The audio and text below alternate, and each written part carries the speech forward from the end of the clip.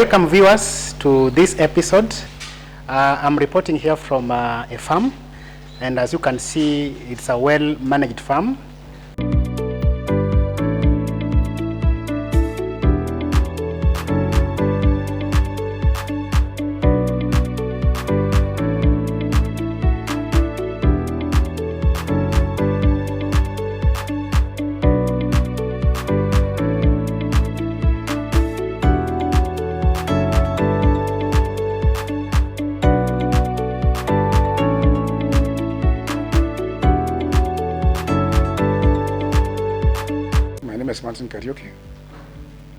Welcome to this farm. This farm is known as Karamo Dairy Farm.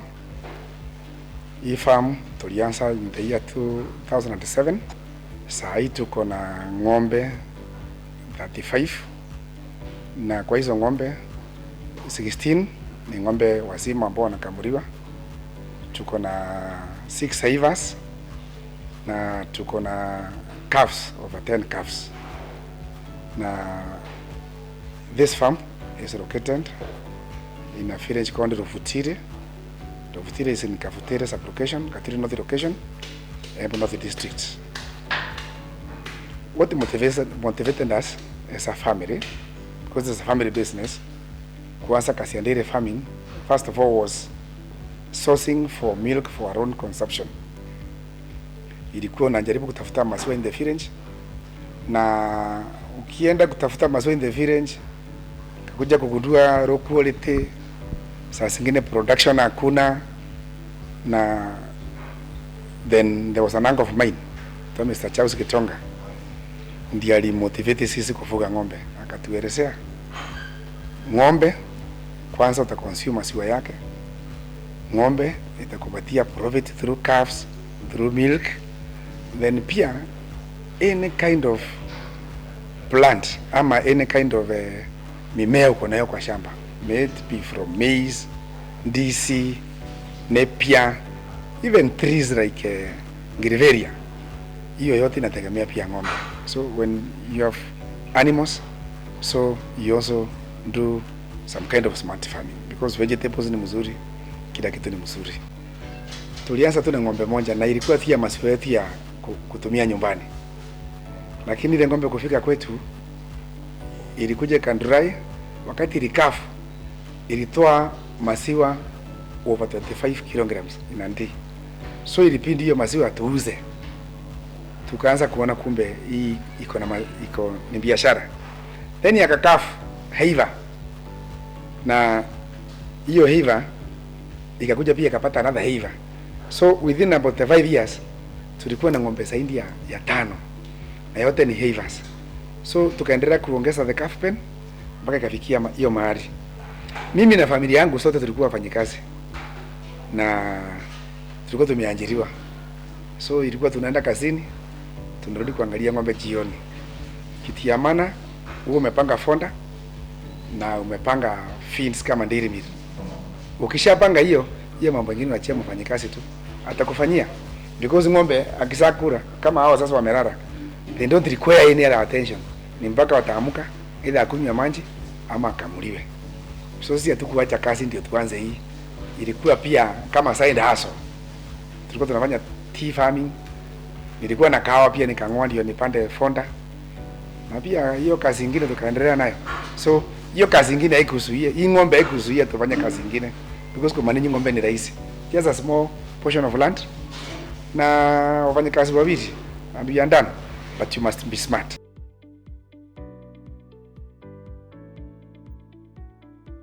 Okay, first of all, you start with construction. You must have a modern cow shed. Lazima uangalie comfort ya ng'ombe. Mahali wanalala lazima ikuwe ni mahali comfortable. Lazima uwe umemanage kwamba una reduce injuries, for example ng'ombe kuanguka. Lazima uangalie movement yao, because huwezi confine wao sana. The animals they need to have movement. Then from there you consider fonda. Fonda includes grass generally, if it's maize silage, if it is napier, if it is Lucerne, because Lucerne is good in proteins, good source of protein. Then we have got some other kind of grasses imekuja kama bracharia. So, and it is very important that ulime mwenyewe, because kama ni kununua pia hiyo ita affect profits. So ni mzuri uwe na land mahali ambayo unaweza manage vizuri, walimie mahindi for silage, walimie bracharia, then maybe kununua, unaweza nunua rusan from other areas, for example in the Rift Valley. Pia unaweza nunua tuseme nyasi za aina zingine zenye ziko available in the market. Then you must also consider kitu kama maji. Hiyo infrastructure yenye umetengenezea ng'ombe, it's good to harvest water from there, because when you harvest rain water it saves you on cost ya maji. And then it's good also to invest in solar, ndio kusevia pia stima. So use electricity for milking and maybe lighting when the weather is favorable, so that way you are able to save. And then nikisema tu ni muhimu sana kuwa na transport, because if you are sourcing for grass from far from the farm, you require transport. If you transport for hire, that's now an expense. So if you have transport, even if it's a small pickup or even an oxen cart for small dairy farms, itakusaidia sana kukati cost. Then labor is not intensive. Kama hii farm yetu, you have only 2 farm workers na they are able to manage it. Kama ni kuosha, make sure you source kitu kama pressure machine kama ile ya car wash, itakusaidia kusafisha, to save water, to save time, na itakusaidia labor. Thank you.